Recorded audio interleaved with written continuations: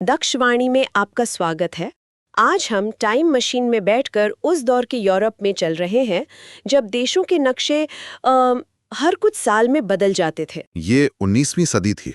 आज हम जिस आइडिया की गहराई में उतरेंगे वो है राष्ट्रवाद यानी नेशनलिज्म। हाँ, ये वो आइडिया है जिसने राजाओं और महाराजाओं के बड़े बड़े साम्राज्यों को तोड़कर राष्ट्र राज्यों यानी नेशन स्टेट्स को जन्म दिया। ये देश वैसे ही हैं जैसे आज हम दुनिया के नक्शे पर देखते हैं। और इस पूरी बातचीत का आधार है कक्षा 10 की एनसीईआरटी की इतिहास की किताब और कुछ दूसरे ऐतिहासिक दस्तावेज। हमारा मकसद सिर्फ ये जानना नहीं है कि क्या हुआ, बल्कि ये समझना है कि ऐसा क्यों हुआ। बिल्कुल। तो चलिए इस कहानी की शुरुआत एक सपने से करते हैं। सोचिए, साल 1848 है और एक फ्रेंच आर्टिस्ट है फ्रेडरिक सोरियो।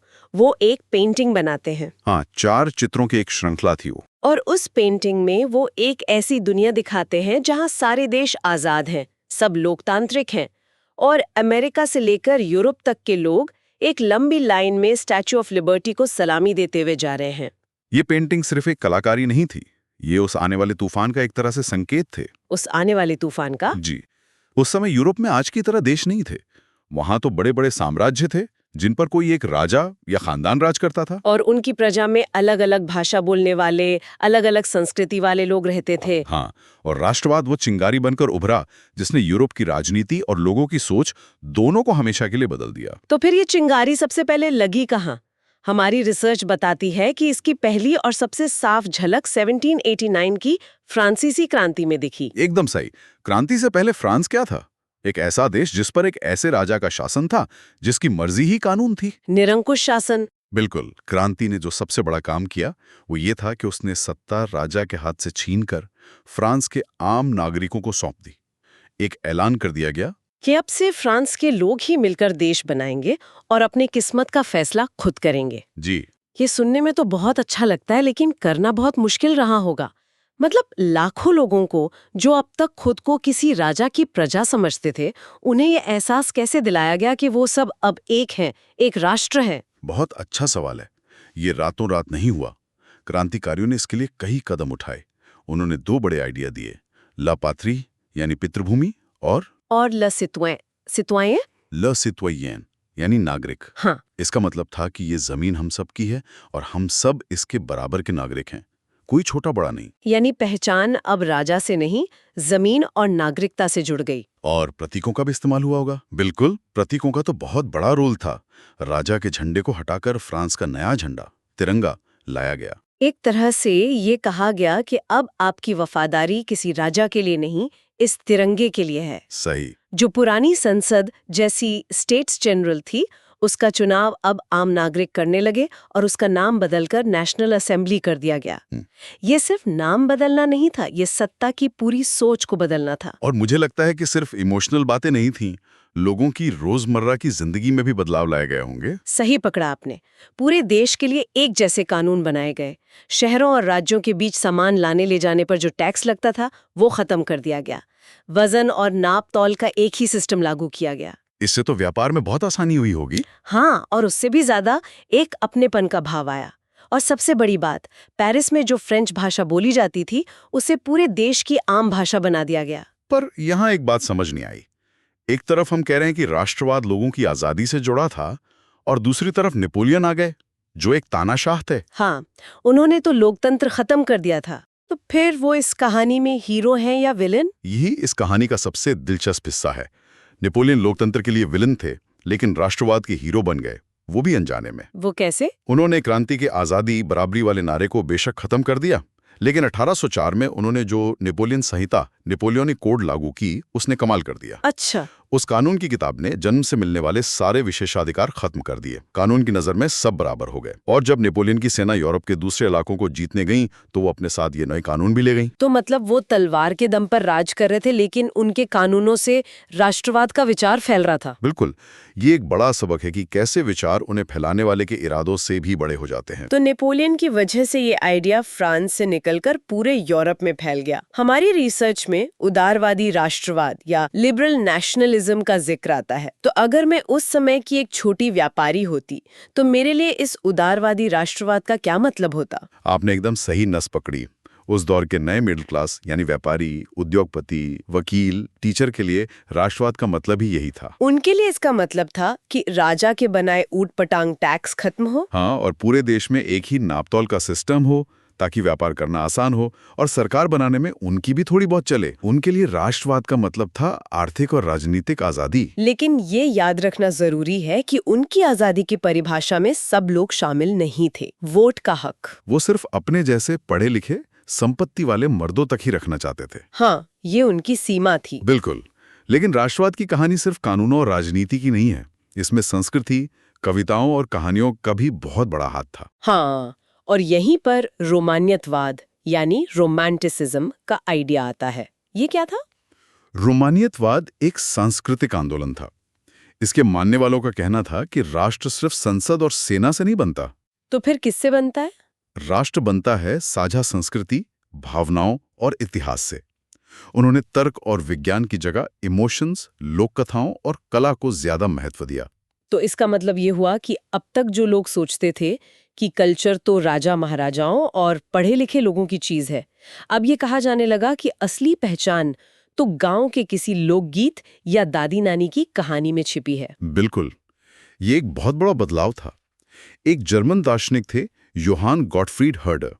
उन्होंने कहा कि सच्ची जर्मन संस्कृति महलों में नहीं, आम लोगों यानी 10 फोल्क के बीच मिलेगी।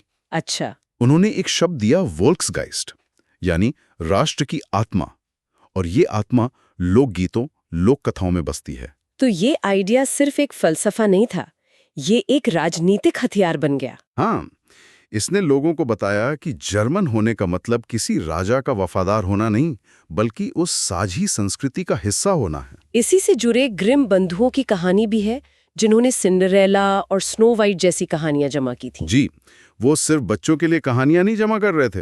वो गांव-गांव घूमकर पुरानी लोक कथाएं इसलिए इकट्ठा कर रहे थे क्योंकि उनका मानना था कि इन कहानियों में ही जर्मन राष्ट्र की असली आत्मा छिपी है। इसका कोई ठोस उदाहरण है जहां संस्कृति ने सच में किसी देश को आजाद कराने में मदद की हो? सबसे बेहतरीन उदाहरण है यूनान का स्वतंत्रता संग्राम। ग्रीस का। हाँ, यूनान, जिसे यूरोपीय सभ्यता का पालना कहा जाता था, 15वीं सदी से ऑटोमन साम्राज्य का हिस्सा था।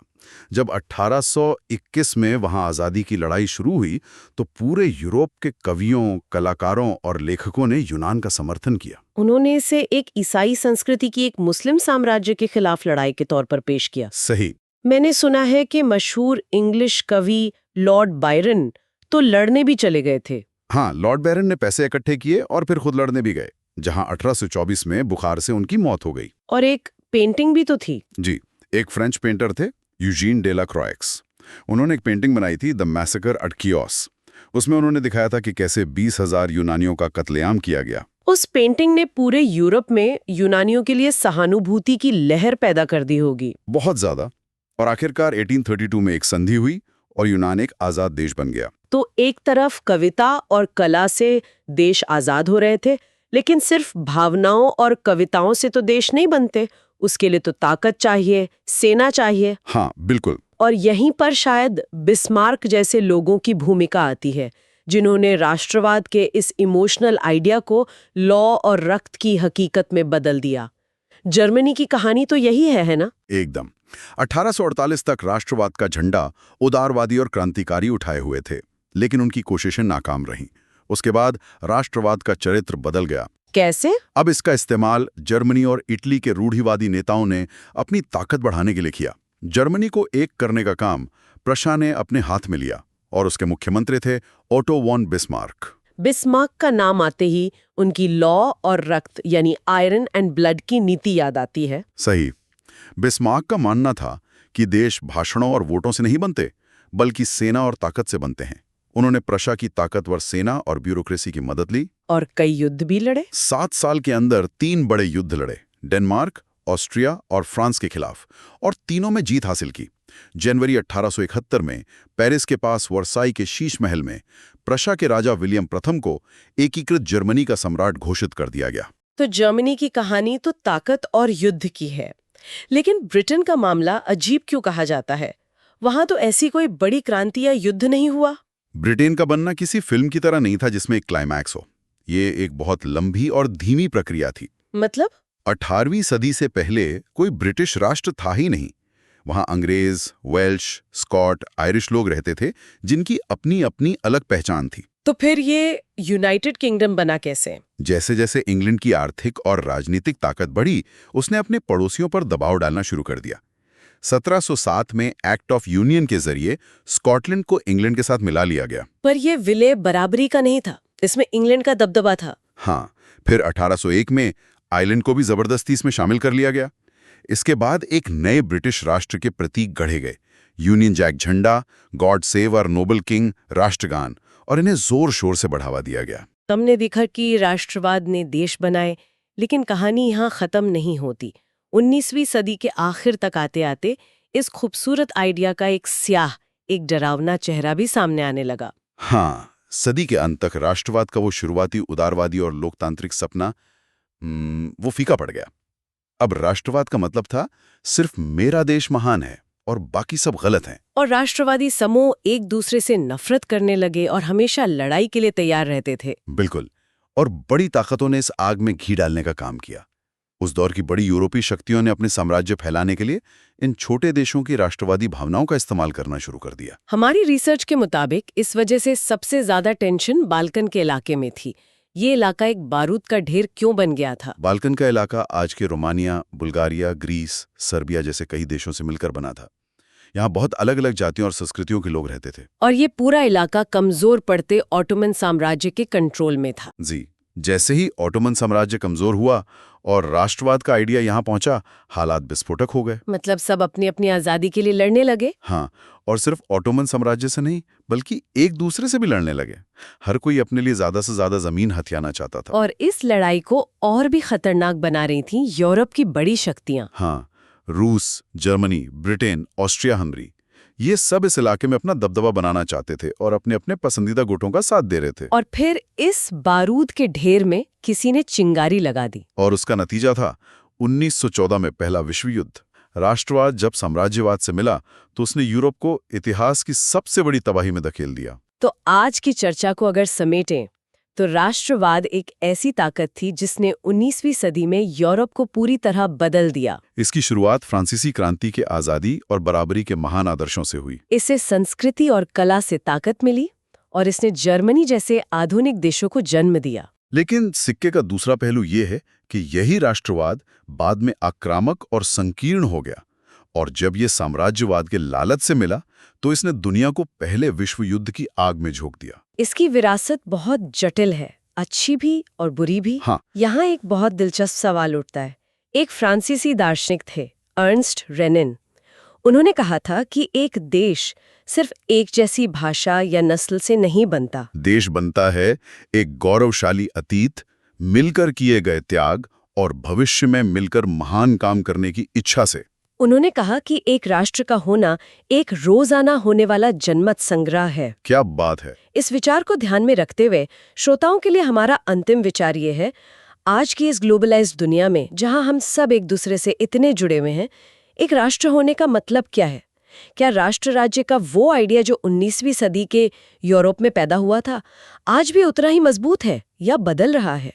अगर आपको ये डिस्कशन अच्छा लगा तो चैनल को लाइक और सब्सक्राइब जरूर करें।